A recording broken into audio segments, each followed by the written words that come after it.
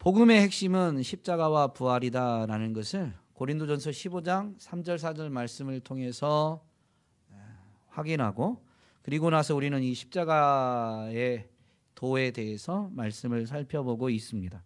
십자가의 도는 십자가를 통해서 주시는 말씀, 십자가를 통해서 주시는 메시지라는 것을 분명히 되새기면서 우리가 십자가를 통해서 받는 말씀, 십자가를 통해서 깨닫는 메시지를 그동안 살펴보았죠. 첫 번째는 죄에는 하나님의 진노가 반드시 있고 심판이 있다라는 것이었습니다. 그리고 또한 이 십자가를 통해서 깨닫는 하나님의 말씀, 하나님의 메시지는 하나님은 우리의 죄를 용서하시고 우리를 사랑하신다라는 것이었죠. 그리고 지난주에는 하나님은 우리의 연약함을 다 아시고 능히 도와주신다라는 것을 되새겨 보았습니다. 그래서 그 십자가의 메시지를 분명히 깨닫고 붙들게 되면 실수와 실패, 죄와 허물에도 불구하고 뻔뻔하게 하나님 앞에 도와달라고, 은혜 베풀어 달라고, 때를 따라 도와달라고 간구하고 그 하나님의 은혜를 받아 누리게 된다라는 것을 되새겼죠. 우리가 뻔뻔하게라도 그렇게 하는 것을 하나님이 더 원하시고 기뻐하신다. 우리의 일상에서 우리가 자녀들에게 갖는 마음 또한 하나님의 형상을 따라 지음받았기 때문에 갖게 된 것인데, 그것이 바로 하나님 아버지의 마음임을 분명히 되새겨 보았습니다. 그렇다면 여러분은 십자가를 바라보고 십자가를 붙들 때 또 어떤 메시지를 듣게 됩니까? 여러분이 그동안 체험했던, 깨달았던, 듣게 되었던 십자가의 메시지가 있을 텐데 그것은 무엇입니까? 십자가의 메시지는 지난주까지 선포했던 것만이 전부는 아닙니다. 분명히 십자가의 메시지가 굉장히 넓고 크고 깊고 오묘한데요. 오늘은 그 중에서도 이 여호와 이레에 대해서 살펴보려고 합니다. 오늘 본문에서 밝혀주는 것처럼 십자가의 메시지는 분명히 여호와 이레인데요. 하나님께서는 항상 우리 가까이 계시고 우리를 위해서 준비하십니다. 그것을 십자가를 통해서 가장 잘 드러내 주신 것이죠. 십자가를 통해서 주신 이 여호와 이레의 하나님을 우리는 온전히 누리기보다, 온전히 바로 체험하고 누리기보다는 자주 잊어버리게 됩니다. 그분은 우리 가까이 계신데도, 우리를 위해서 예비하고 계신데도 우리는 그 은혜를 누리지 못하는 것이죠. 그래서 오늘 말씀 제목을 등하불명이다라고 잡아봤습니다. 등잔 밑이 어둡다, 가까이 있는 것을 찾지 못하는 그런 것을 일컫는 말이죠.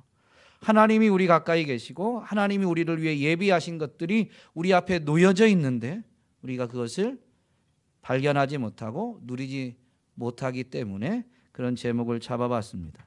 오늘 말씀을 살펴보면서 십자가의 메시지가 여호와 이레임을 분명히 되새기고 우리가 왜 등하불명이 되는지, 어떻게 하면 등하불명이 아니라 바로 여호와 이레를 체험하고 간증할 수 있는지를 살펴보고자 합니다.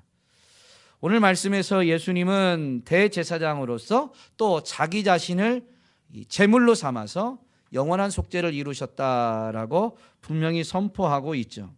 그래서 단번에 이 땅에 있는 성소가 아니라 더 크고 온전한 장막, 하늘에 있는 성소에 들어가셨음을 우리에게 가르쳐 줍니다. 이것은 구약에 있는 제사 제도를 예수님이 완성하셨다라는 것을 보여주는데요. 구약의 율법을 보면 우리 죄인들이 죄를 씻음받고 사함받고 그래서 하나님의 구원의 은혜를, 하나님의 그 복을 받아 누릴 수 있는 이 방법, 비결로 주어진 것이 제사입니다. 그 제사를 명시하는 율법에 보면 제사가 드려지기 위해서 필요한 것이 있는데 그것이 바로 제사장이고, 그리고 제물이고, 그리고 그 제사를 어디서 드리냐면 성전 또는 성소에서 드리게 됩니다. 하나님이 임하시는 곳에서 드리게 된다라는 것이죠. 그런데 예수님이 그 제사법을 완성하신 것입니다. 예수님이 친히 대제사장으로 오셨고 자기 자신을 제물로 드려서 염소나 송아지로 죄를 씻는 게 아니라 예수님이 자기 몸을 제물로 드리심으로 인해서 단 한 번 드리셨지만 영원한 속죄를 이루었음을 분명히 가르쳐 줍니다. 그런데 이 제사를 완성하는 예수님을, 그 제물 대신 어린 양을 누가 준비했느냐라는 것이죠. 바로 하나님이 준비하셨습니다. 하나님이 어린 양을 준비하셔서 하나님이 여호와 이레시다라는 것을 처음 계시하신 것은 아브라함에게 이삭을 바치라고 한 모리아 산에서입니다. 정말로 하나님 말씀대로 이삭을 번제로 바치려고 할 때 하나님이 그를 만류하시고 가시덤불에 양을 예비하시면서 그 양으로 예배하게 하셨죠. 그래서 아브라함이 그 땅 이름을 여호와 이레라라고 했는데 그 의미는 오늘날까지도 사람들이 이렇게 선포하는 것이죠. 여호와의 산에서 준비된다. 여호와 이레는 여호와께서 준비하시다라는 의미입니다. 구약에 있는 제사 자체를 통해서 하나님이 사람들이 일시적으로 죄를 씻음 받고 그래서 하나님 앞에 나아가고 하나님의 영광을 체험하게 되지만, 여러분, 구약의 제사법대로 한다면 우리는 얼마나 많은 제사를 드려야 될까요? 구약의 율법에 보면 번제는 매일 드리게 되어 있습니다. 그것도 2번씩. 상번제라고 해서 항상 있는 번제입니다. 그것을 아침에 한 번, 저녁에 한 번 드려야 되는 것이죠. 이 번제는 제사를 드리는 사람의 전적인 헌신을 의미하는 것입니다. 그런데 그 전적인 헌신의 바탕이 되는 게 뭐냐면요, 그의 내면에 있는 죄성의 회개입니다. 왜냐하면 타락, 그 범죄의 시작은 뭐냐면 사람이 하나님의 통치 아래 있다가 하나님을 거절하고 자기 자신이 하나님이 되려고 한 것입니다. 이것이 해결되지 않으면 전적인 헌신은 있을 수가 없는 거예요. 이것이 해결되지 않은 채 하나님을 구하고 찾는 것은 여전히 자기가 하나님의 자리에 올라서 하나님을 부리려고 하는, 하나님을 도우미로 사용하려고 하는 것이죠. 그래서 사실 번제는 자기의 전적인 희생을 상징하는 것이지만 그 번제에 포함되어 있는 이 속죄의 의미는 뭐냐면 사람 안에 있는 죄성, 부패한 속성에 대한 속죄까지도 포함하는 것이 번제입니다. 그런데 그런 번제가 매일 2번 드려야 되고요. 속죄제 같은 경우는 이제 대속죄일에 분명히 드리기도 하지만 사람이 율법을 지키지 못해서 부정하게 되거나 죄를 지을 때 속죄제를 드리게 되어 있습니다. 그런데 그 속죄제는 심지어 부지불식간에 행동하게 된, 의도치 않고 부지불식간에 행한 죄까지도 속죄하도록 요구하는 것입니다. 그러면 한번 우리 자신을 돌아보면 우리는 얼마나 많은 제사를 드려야 죄를 씻음 받고 하나님의 은혜, 하나님의 복을 받아 누릴 수 있을까요? 우리는 죽을 때까지 제사만 드리다가 삶을 마칠 수 있어요. 구약의 이 제사법은 완성된 것이 아니라 바로 예수 그리스도를 통해서 우리에게 베풀어질 은혜에 대한 모형입니다.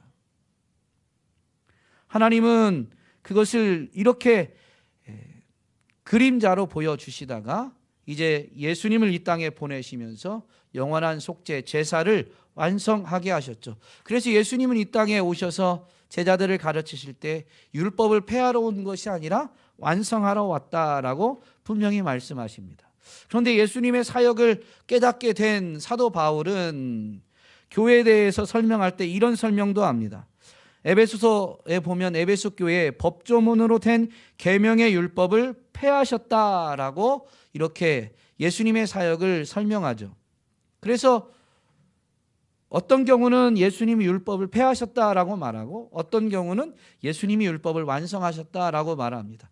율법을 폐하신 것과 율법을 완성하는 것은 서로 합쳐질 수가 없는 것처럼 보이지만 이 가르침은 틀린 것이 아니라 합치면 이런 것입니다. 율법을 완성함으로 인해서 율법이 폐하여졌다. 즉 율법의 정신이 예수님에 의해서 완성되어졌습니다. 그래서 더 이상 율법의 형식, 행위는 하지 않아도 된 것이죠.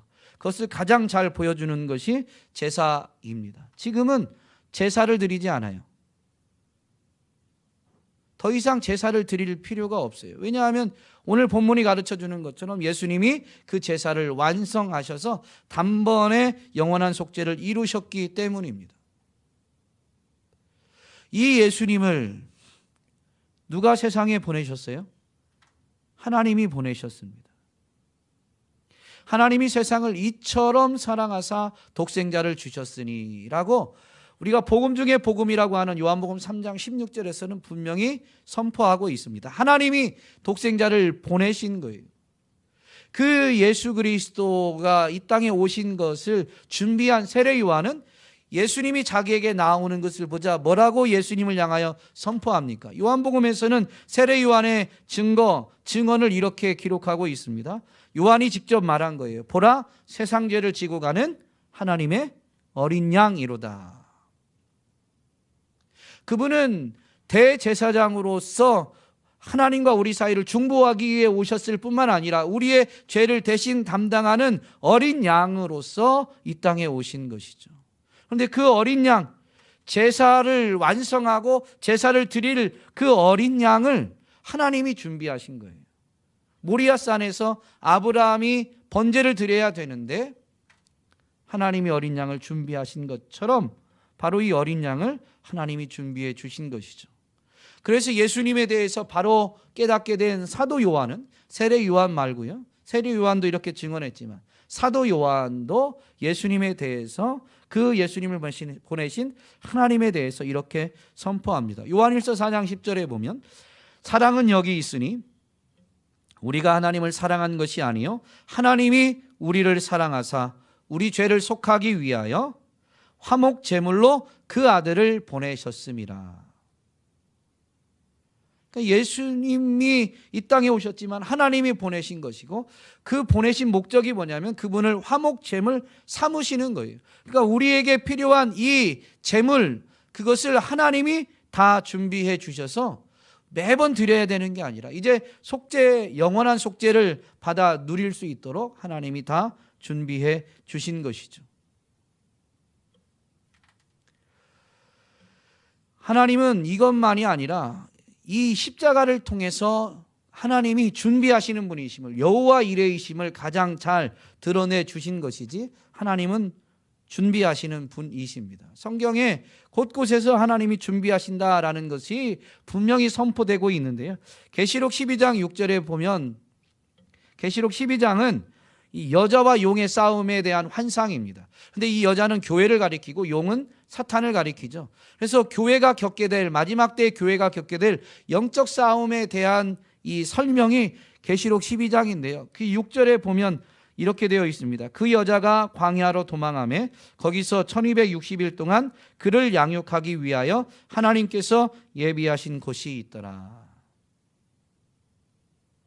여자가 아이를 낳게 되고 그 아이를 양육하기 위해서 광야로 이 용, 뱀을, 옛뱀을 피하여 가게 되는데 하나님이 예비하신 곳이 있더라라는 것입니다.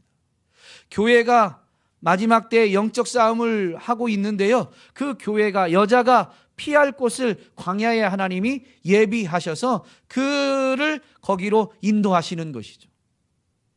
이 땅에서 하나님은 교회가 성도들이 피할 곳을 예비하시는 분이십니다. 또한 이 땅의 삶이 끝나면 영원한 세계 내세에서 이 교회가 믿음을 지킨 사람들이 하나님의 나라를 상속받을 수 있도록 그 나라를 예비해 주신 분이시죠. 이것에 대해서 예수님이 비유로 마지막 심판의 메시지를 설명해 주시는데 마태복음 25장에 보면 마지막 세 번째 비유, 양과 염소의 비유에서 분명히 이렇게 선언합니다. 그때 임금이 그 오른편에 있는 자들에게 이르시되 내 아버지께 복받을 자들이여 나와 창세로부터 너희를 위하여 예비된 나라를 상속받으라. 하나님의 나라 천국이 믿음을 지킨 자들, 그들을 위해서 예비되어 있음을, 즉 하나님이 이것을 예비하여 주셨음을, 내 아버지께 복받을 자들이요. 그래서 이 심판을 주관하시는 예수님이, 아버지 되신 하나님이 그들에게 이 나라를, 하나님의 나라를 예비해 놓으셨음을 분명히 가르쳐주고 계십니다. 믿는 자들에게만 영원한 세계를 예비한 것이 아니라 믿지 않는 자들을 위해서도 영원한 세계가 예비되어 있는데, 믿는 자들과는 대조되는 영원한 세계이죠. 왼편에 있는 자들에게 이렇게 말씀하십니다. 저주를 받은 자들아, 나를 떠나 마귀와 그 사자들을 위하여 예비된 영원한 불에 들어가라. 하나님이 원래 사람을 위해서 이 영원한 불을 예비하신 건 아니에요. 마귀와 그 사자들을 위해서 예비했는데, 그 마귀의 세계, 마귀의 지배 아래서부터 하나님이 건져내고자 예수 그리스도를 보내시고, 이제 믿는 자들을 통해서 그 예수 그리스도를 증거하게 하셔서 믿기만 하면, 누구든지 믿기만 하면 멸망하지 않고 영생을 얻도록 길을 열어주셨습니다. 그러나 끝까지 복음을 거절하고 마귀를 따르는 자들은 마귀와 그 사자들을 위해서 예비된 이 영원한 불에 같이 들어가게 됨을, 물론 이 마귀와 사자들을 위해서 예비되었지만 그들을 따랐기 때문에 결론적으로는 하나님이 마귀에게 속한 자들을 위해서 이 영원한 불, 지옥 형벌을 예비하셨음을 분명히 예수님은 경고해 주십니다. 하나님은 예비하시는 분이에요. 근데 믿음으로 나오느냐, 불신으로 나오느냐에 따라서 그 하나님의 예비하심은 분명히 달라집니다. 그래서 이 땅에서는 이 믿음을 지키기 위해서, 또 그 믿음을 따라서 자신에게 주어진 사명을 위해서 고난받기를 자청했던 사도 바울은 믿음의 아들 디모데에게 이걸 분명히 가르칩니다. 이제 후로는 나를 위하여 의의 면류관이 예비되었으므로 주 곧 의로우신 재판장이 그날에 내게 주실 것이며, 내게만 아니라 주의 나타나심을 사모하는 모든 자에게니라 라고 분명하게 가르칩니다. 바울에게만 이 면류관이, 의의 면류관이 예비되어 있는 게 아닙니다. 믿음을 지킨 모든 믿는 자들, 주님의 나타나심을 사모하며 믿음을 지키면서 그날을 준비한 자들, 그 모든 자들에게도 하나님이 바로 이러한 상급, 면류관을 예비해 두셨음을 사도 바울은 믿음의 아들 디모데에게 분명히 가르치죠. 하나님이 예비하신 것이 무엇입니까? 이 땅에 있는 동안은 믿음의 사람들, 교회들이 피할 것을 예비하시고, 이 땅의 생애가 끝나면 아버지의 나라 천국을 예비해 주시고, 그 천국만이 아니라 천국에서 예비된 것이 또 있죠. 바로 면류관, 상급이 있다라는 것을 성경은 우리에게 분명히 가르쳐 줍니다. 이 땅에서도 피할 곳을 예비해 주셨고, 이 땅의 생애가 끝날 때에는 천국을 예비해 두셨고, 또한 이 땅에서 믿음을 지킨 것에 대한 상급 또한 하나님은 예비하시는 분인데요, 이렇게 이 땅에서도, 이 땅의 생애가 끝난 이 내세에서도 하나님은 우리를 위해 예비해 놓으셨는데, 우리는 왜 그 하나님의 예비하심, 그 하나님이 여호와 이레이심을 온전히 깨닫지 못하고 체험하지 못하고 여호와 이레의 은혜를 누리지 못하게 될까요? 왜 하나님 우리 가운데 계시고 우리를 위해서 이렇게 예비하시는데, 이 땅에서도 예비하시고 내세도 예비하시는데 왜 우리는 등하불명이 될까요?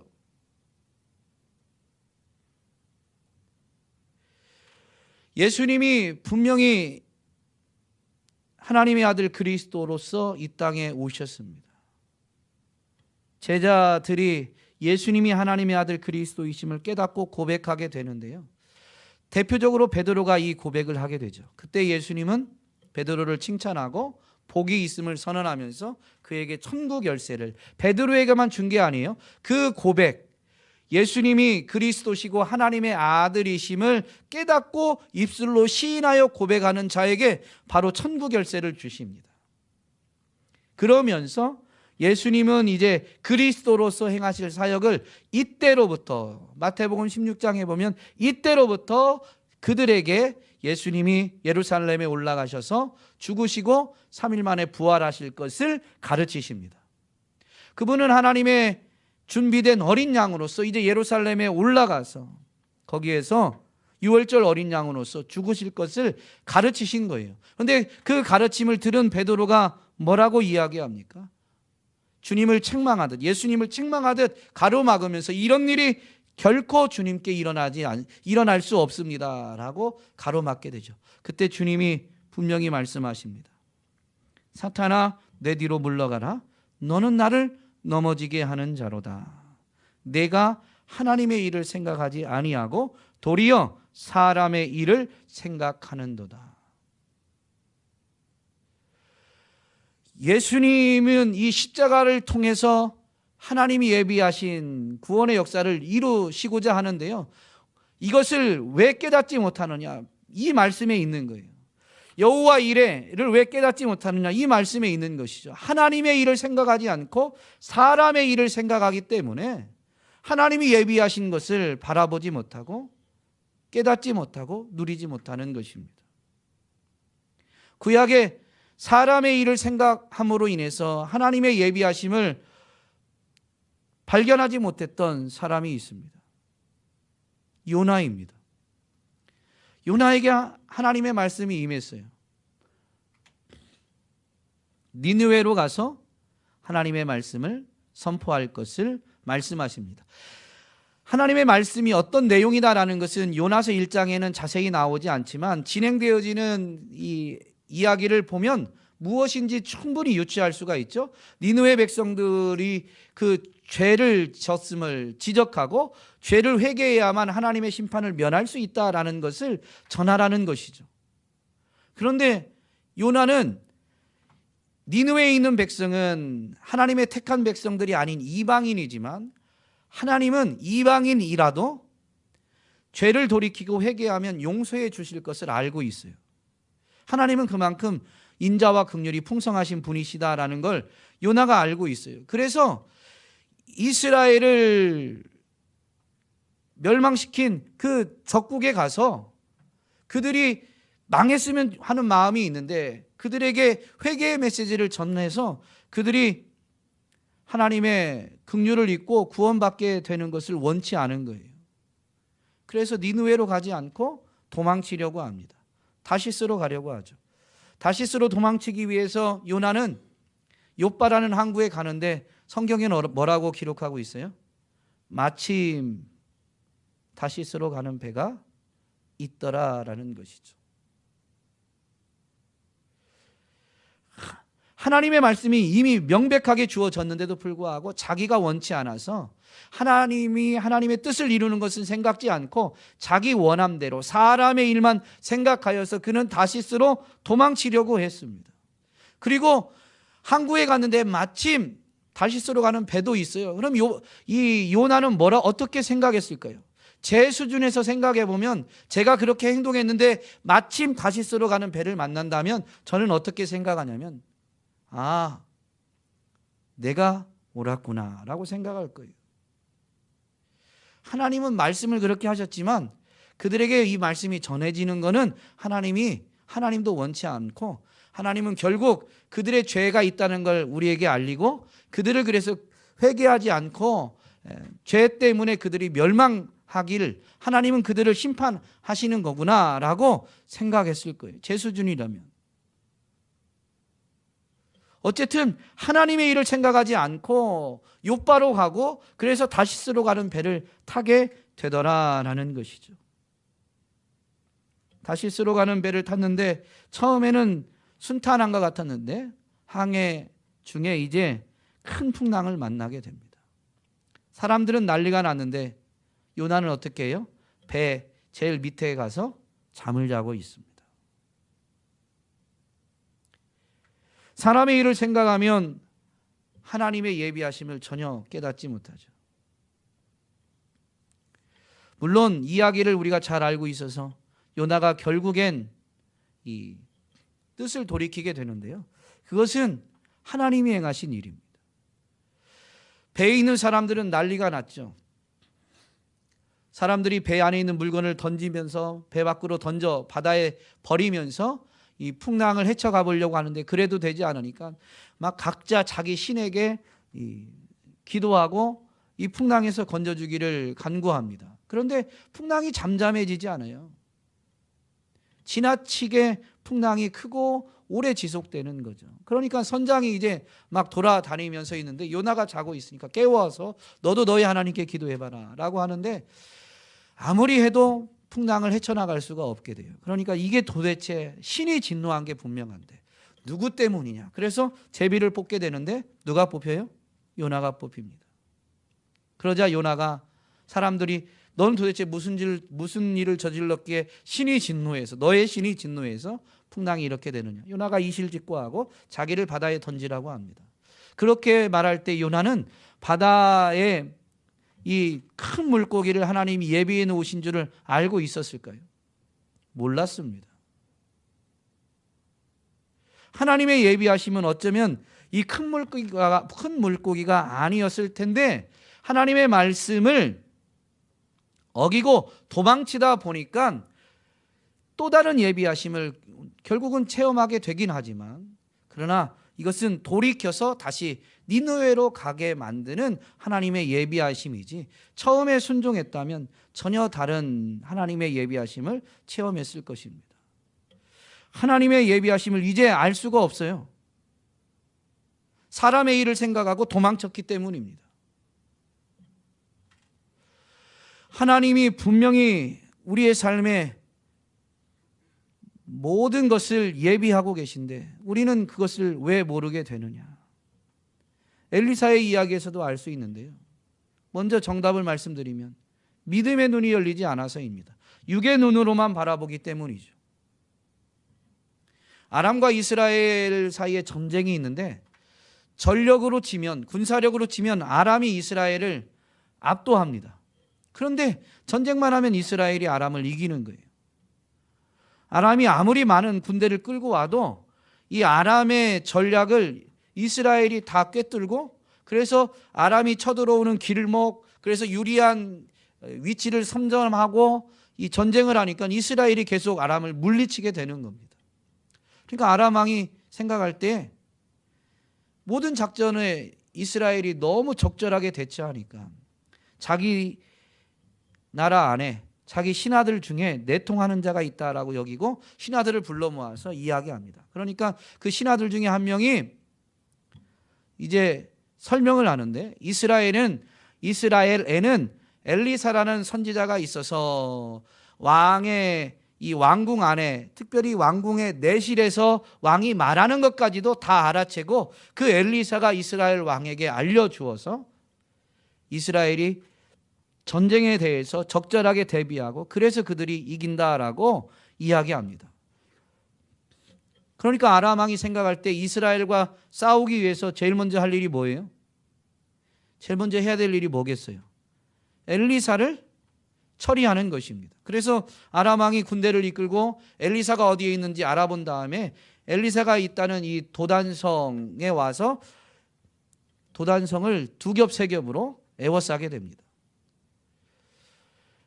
그런 큰 군대가 오니까 전처럼 사마리아나 어떤 다른 성으로 오지 않고 이 도단성으로 오니까 아마 소문이 났겠죠. 그러니까 그리고 이제 와서 성을 둘러싸니까 엘리사의 사환이 두려워가지고 엘리사에게 고합니다. 그러니까 엘리사가 이렇게 말하게 되죠. 두려워하지 말라. 우리와 함께한 자가 그들과 함께한 자보다 많으니라. 그런데 이 사환은 이걸 못 보기 때문에 두려워하고 있었고 엘리사는 보기 때문에 두려워하지 않았던 거죠. 그래서 이렇게 하나님 앞에 기도합니다. 여호와여 원하건대 그의 눈을 열어서 보게 하옵소서 하니 여호와께서 그 청년의 눈을 여심해 그가 보니 불말과 불병거가 산에 가득하여 엘리사를 둘렀더라. 이것을 믿음의 눈이 열려서 영의 눈이 열려서 이것을 보면 지금 현실에서 아무리 많은 군대가 둘러싸도 두려워하지 않게 되는 겁니다. 하나님이 예비하신 군대가 자기를 둘러싸고 있어요. 그래서 더 강한, 더 많은 군대가 자기와 함께하고 자기를 지키고 보호하니까 두려워하지 않게 되는 것이죠. 그런데 이걸 보지 못하면 두려워하게 되고 자기 방식을 모색하게 되는 겁니다. 자기 수준에서 살 길을 모색하게 돼요. 그러다 보니 하나님의 예비하신 군대의 위용을 체험하지 못하게 되는 것이죠. 오늘 저와 여러분에게 엘리사의 기도가 살아있길 바라고 그 기도의 응답이 체험되어져서 저와 여러분의 믿음의 눈이 활짝 열리기를 주님의 이름으로 축복합니다. 또한 사도 바울도 분명히 교회에게 이 하나님의 예비하심에 대해서 가르치는데요. 고린도전서 2장 9절 10절에 이런 말씀이 있습니다. 하나님이 자기를 사랑하는 자들을 위하여 예비하신 모든 것은 눈으로 보지 못하고 귀로 듣지 못하고 사람의 마음으로 생각하지도 못하였다 함과 같으니라. 오직 하나님이 성령으로 이것을 우리에게 보이셨으니 성령은 모든 것 곧 하나님의 깊은 것까지도 통달하시느니라. 육의 눈으로 자기 귀로 들으려고 하면 하나님의 예비하심을 보지 못하고 듣지 못하는 거예요. 사람이 아무리 생각해 보아도 하나님의 예비하심을 사람이 알아챌 수가 없어요. 그것을 알려주시는 이, 그것을 들려주시는 이, 그것을 보게 하시는 이가 누구예요? 성령님입니다.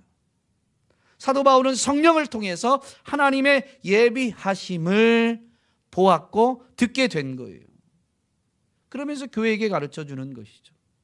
오늘 저와 여러분이 기도해야 될 게 무엇이겠습니까? 우리의 믿음의 눈이 열려지는 것을 사모한다면 우리는 성령님을 사모하며 성령 충만을 간구해야 될 줄로 믿습니다. 그러면 성령님이 우리로 하여금 보게 해주시고 듣게 해주시고 생각나게 해주셔서 하나님의 예비하심 여호와 이레를 발견하고 여호와 이레의 은혜, 그분이 인도하시는 은혜를 온전히 누리게 되는 것이죠. 성령님의 역사인데요, 우리에게도 행해야 될 몫이 있어요. 우리는 어떻게 해야 이런 믿음의 눈이 열리고 성령님의 인도하심을 따라서 여호와의 이레의 은혜를 체험하고 누리며 간증할 수 있을까요? 우리가 해야 될 몫이 뭘까요?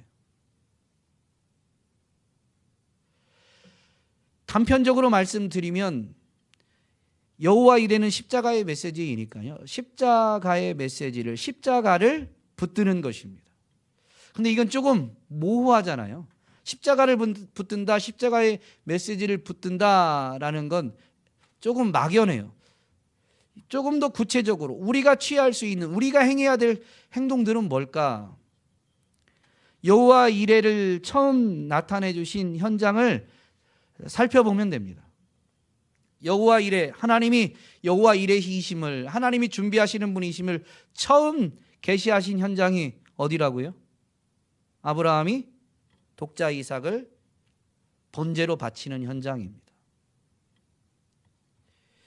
이 명령이 선포되었을 때 아브라함이 어떻게 했는가라는 것을 살펴보면 사실 십자가를 붙드는 것, 십자가의 메시지를 붙드는 것이 무엇인가라는 것을 우리는 발견할 수가 있는데요.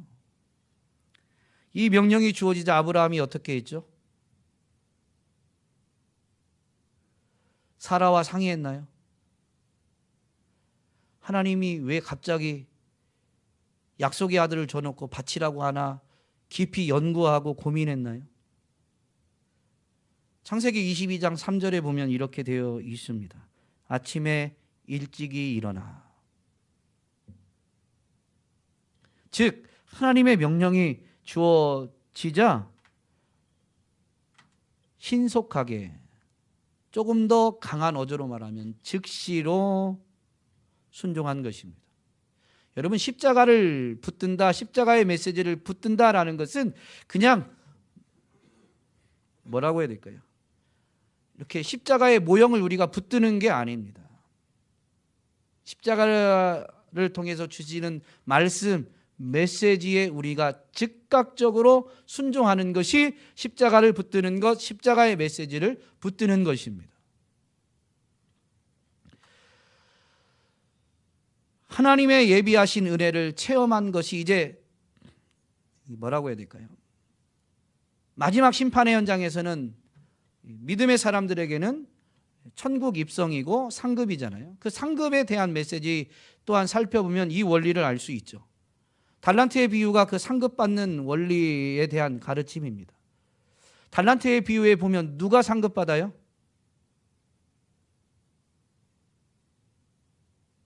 달란트의 비유에서 누가 상급받아요? 물론 우리는 5달란트, 2달란트 받은 자라고 말하지만 엄밀히 말하면 5달란트를 받았기 때문에 상급을 받는 게 아니에요. 2달란트를 받았기 때문에 상급을 받는 게 아니에요. 1달란트 받았기 때문에 책망을 받는 게 아닙니다. 그걸 받았을 때 그 사람들이 어떻게 했느냐에 따라서 상급을 받고 책망을 받느냐가 나뉘게 된 겁니다. 5달란트 받은 자와 2달란트 받은 자가 어떻게 했느냐? 성경에는 이렇게 기록하고 있습니다. 바로 가서 장사하니라. 달란트를 주신 이유, 목적을 달란트 비유에서 나오지 않지만 달란트 비유와 병행구절이라는 문화의 비유에 보면 문화를 주시고서 가서 장사하라 라고 문화를 맡긴 이유를 분명히 밝혀주세요. 그러니까 이 달란트를 맡긴 데에는 분명한 목적이 있고 거기에는 하나님의 뜻이, 명령이 담겨져 있는 것이죠. 그것이 자기에게 주어지자 어떻게 했다고요? 바로 가서 장사했다라는 것입니다. 고민하면 안 돼요. 이것을 내가 남길 수 있을까? 그래서 주인이 만족할 수 있을까? 이걸 잃어버리면 어떻게 할까? 여러분, 고민하면 고민할수록 인생은 스스로의 지혜와 노력으로 하나님의 말씀에 온전히 순종할 수 없습니다. 자기가 고민하고 계산하고 따지면 말씀에 대해서 순종하기보다 주저하고 오히려 이제 불순종하기가 훨씬 더 쉽습니다. 그러므로 십자가의 메시지를 붙드는 사람, 십자가의 도를 붙드는 사람은요, 먼저 순종하고 나중에 이해합니다. 이해를 하지 말라는 게 아니에요. 덮어놓고 믿으라는 게 아니에요. 순종과 이해 중에 우리는 이해되면 순종하는 게 아니라요, 이 영적인 세계는 순종함으로 이해하는 거예요. 그런 사람이 바로 십자가를 붙든 사람이고 그런 사람이 여호와 이레를 체험하게 되는 것이죠. 그를 위해 이윤을 남길 수 있는 것을 하나님이 예비하셨음을, 그리고 나서도 상급 또한 그분이 예비하셨음을 분명히 체험하며 간증하게 되는 것이죠. 아브라함의 이야기를 보면 이 순종은요, 어떤 순종일까요? 순종에 대해서 보면 99% 순종은 순종이 아니다라고 말합니다. 100% 순종이 순종입니다. 99% 순종은 불순종이에요. 대한민국에 있는 법 중에 한 가지만 어겨도 범법자, 죄인입니다. 불순종이 죄다라고 로마서에서 가르치는데요, 하나님 말씀에 예를 들면 내가 지난 석 달 동안 말씀에 순종했는데 오늘 어기면 우리는 순종한 사람이에요? 불순종한 사람이에요? 불순종한 사람이에요. 아브라함이 아침 일찍이 일어나서 가는데 5만 가지 생각이 들지 않겠어요? 물론 히브리서 11장에서는 아브라함이 믿음으로 했다라고 하지만 믿음으로 했다라는 것에요, 고민과 염려와 근심과 염려가 없다라는 의미가 아닙니다. 그 무수히 많은 고민, 염려, 근심에도 불구하고 가야 될 곳을 향해서 묵묵히 걸어가는 게 믿음이고 순종이죠. 그래서 아브라함의 행동에 대해서 성경은 이렇게 창세기 22장에서 짧지만 이렇게 설명합니다. 제3일에 멀리서 눈을 들어 하나님이 지시하신 곳을 바라보게 됩니다. 무슨 얘기예요? 제3일 동안, 지난 3일 동안 묵묵히 그 하나님이 지시한 곳을 향해서 독자 이삭을 번제로 잡아야 될 곳을 향해서 걸어왔다라는 의미입니다. 이게 순종이에요. 중간에 쉴 수도 있어요. 몸이 지쳐서 쉴 수도 있고, 심히 번민해서 고민되어서 쉴 수도 있어요. 가던 길을 멈출 수도 있어요. 그러나 곁길로 가지 않은 게 믿음이고 순종인 거예요. 다시 일어서서 그곳을 향해서 나아가는 것. 그래서 끝까지 순종하는 것. 그것이 바로 십자가를 붙드는 십자가의 메시지를 붙드는 자입니다. 예수님도 십자가를 지셔서 골고다 오르실 때 한 번도 안 쓰러지셨나요? 쓰러지기도 하시고 스스로는 감당할 수 없으니까. 구레네 시몬이 그 십자가를 대신 지기도 했지만 예수님은 그 골고다까지 오르신 것이죠. 십자가를 붙들면, 십자가의 메시지를 붙들면 바로 그러한 것입니다. 끝까지 그 거기를 향해서 순종하여 나아가는 것입니다. 그런 사람이 여호와 이레를 체험하게 되죠.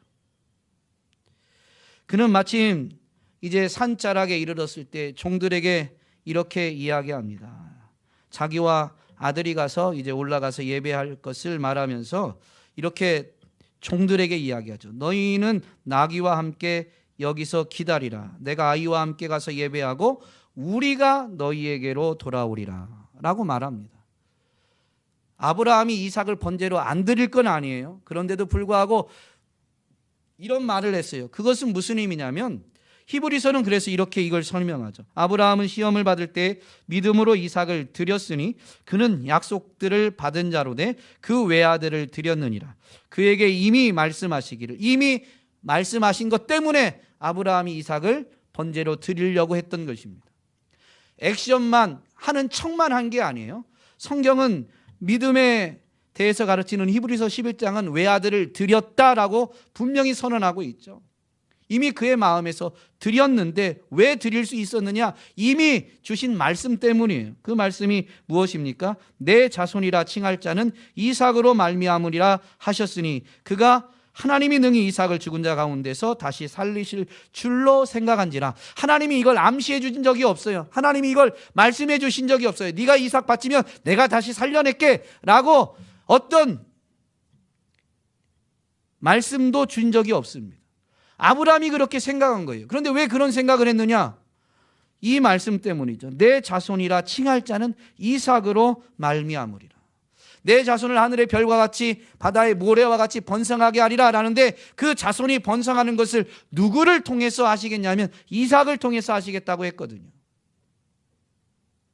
물론 여기까지 이런 믿음에 오기까지도 하나님의 섭리하심, 하나님의 예비하심이었죠. 하나님이 아브라함의 자손이 번성하게 할 것을 약속해 주셨는데 자식이 생기지 않으니까 아브라함이 어떻게 합니까? 자기 몸종 중에 하나를, 신뢰하는 그 종 중에 하나를 자기의 후계자로 삼아서 이제 자기의 자손이, 그를 양자로 삼아서 자기의 자손이 번성하게 될 것을 생각했습니다. 그런데 하나님이 그가 아니다라고 말씀하시죠. 너의 몸에서 난 자녀를 통해서, 아들을 통해서 너의 후손을 번성하게 하겠다라고 말씀하십니다. 그래서 기다립니다. 그런데 아들이 안 생겨요. 그러니까 아브라함이 어떻게 하죠? 사라의 몸종인 하갈을 통해서 후사를 잇게 됩니다. 그도 아내가 바뀌었지만 분명히 아브라함의 아들입니다.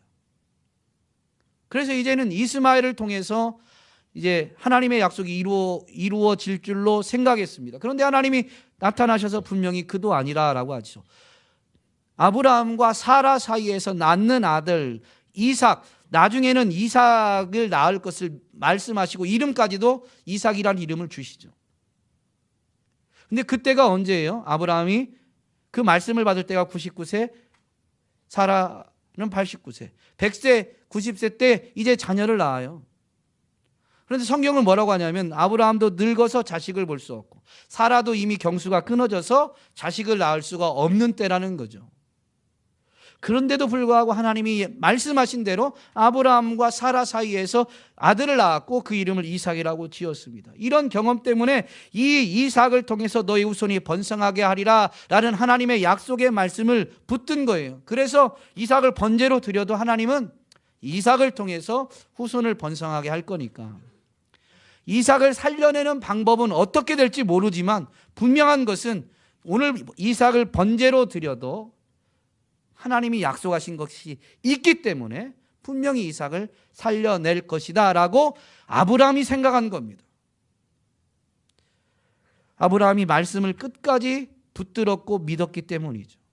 여러분, 십자가를 붙든다라는 것은 하나님의 약속, 하나님의 약속의 말씀을 끝까지 믿는 것입니다. 십자가는 분명히 뭐라고 그랬어요? 십자가를 통해서, 십자가의 도가 뭐라고 그랬어요? 십자가를 통해서 주시는 말씀이라고 그랬죠. 그 말씀을 끝까지 붙드는 거예요. 여러분, 지금 이 시대는 하나님의 예비하심을 우리의 눈으로 볼 수 있는 시대가 아닙니다. 코로나 팬데믹, 이 확진자들이 증가하는 이때 정말로 하나님이 우리를 지키시는가, 보호하시는가, 우리를 인도하시는가 의심이 들 만한 상황이 많죠. 그런데요, 하나님의 예비하심 여호와 이레는 우리의 눈으로, 귀로 보거나 들을 수 있는 게 아니고 우리의 마음으로 이때쯤이면 이제 코로나가 해결될 것이다 생각할 수 있는 수준이 아닙니다. 그러나 한 가지 분명한 것은 우리가 다 보지 못하고 다 듣지 못하고 다 알지 못해도 하나님은 분명히 준비하시는 분이시다라는 것이죠. 이 말씀을 붙드는 것이 바로 십자가의 도, 십자가의 메시지를 붙드는 것이고, 이 말씀을 붙든 자만이 이 아브라함처럼 즉시로 순종하고 끝까지 순종할 수가 있는 것입니다. 오늘 저와 여러분이 눈에 보이는 것으로 판단해서 등하불명되지 말고 십자가를 끝까지 붙드는, 십자가의 메시지를 끝까지 붙드는 자가 되어서 즉시로 그 말씀 앞에 순종하고 끝까지 순종하여서 마침내 여호와 이레의 하나님을 체험하게 되기를, 그리고 여러분이 삶과 입술로 하나님이 오늘 내게 이런 은혜를 예비하셨다, 하나님이 이런 것을 예비해 놓으셨고 나를 여기까지 인도하셨다라고 간증할 수 있게 되기를 주님의 이름으로 축복합니다.